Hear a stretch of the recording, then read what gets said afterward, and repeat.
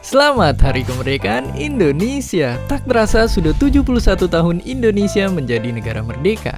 Namun, pernahkah kita bertanya sesungguhnya berapa lama Indonesia dulu menjadi negara terjajah? Dalam pidatonya tahun 1950, Presiden Soekarno menyerukan bahwa bangsa Indonesia telah dijajah selama 350 tahun. Sepertinya banyak guru sejarah dan buku pelajaran yang juga menyatakan demikian. Tapi, apakah benar Indonesia dijajah selama 350 tahun?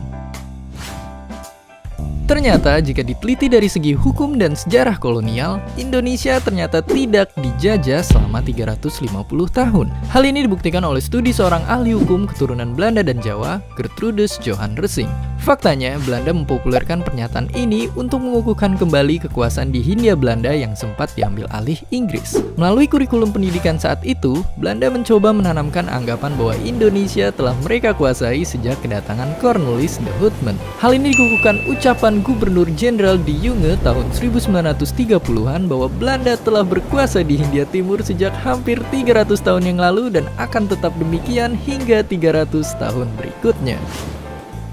Padahal saat Cornelis de Houtman pertama kali berlayar ke Nusantara tahun 1596, Belanda hanya bertujuan untuk berdagang rempah-rempah.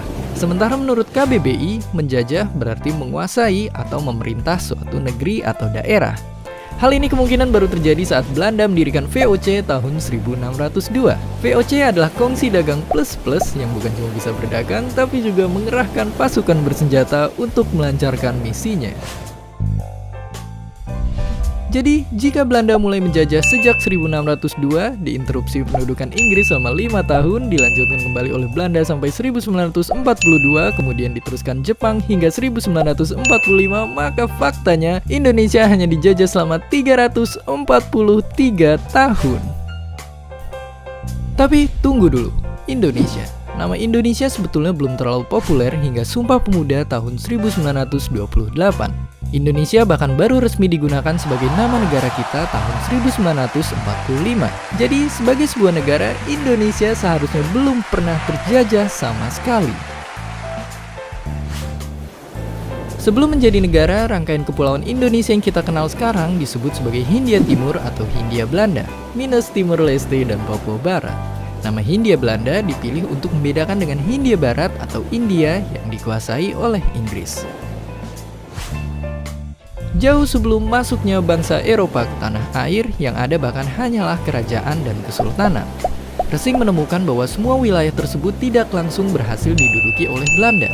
Contohnya, hingga awal abad ke-20, wilayah Siak, Goa, Kutai, dan Sumba masih berstatus setara dengan Belanda, meski kadang terikat perjanjian-perjanjian tertentu. Baru setelah Bali menyerah pada tahun 1904, disusul kekuatan besar seperti Kesultanan Aceh tahun 1912, Indonesia sebagai bangsa akhirnya bisa dibilang terjajah sepenuhnya.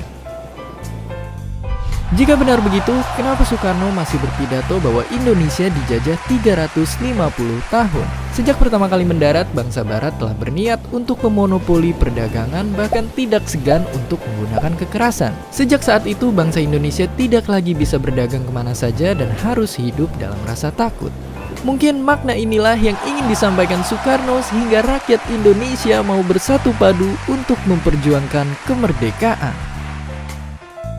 Dan berkat perjuangan para pahlawan yang penuh keringat, darah, dan air mata, sekarang kita bisa menikmati aneka kebebasan seperti kebebasan mengakses informasi seluas-luasnya. Sayangnya, kebebasan tersebut juga membuat kita mudah menemukan banyak informasi yang kurang bermanfaat di luar sana.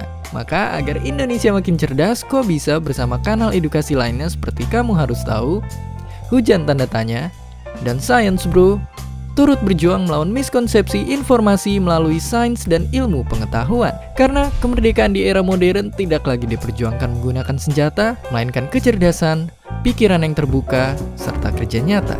Dan seperti biasa, terima kasih.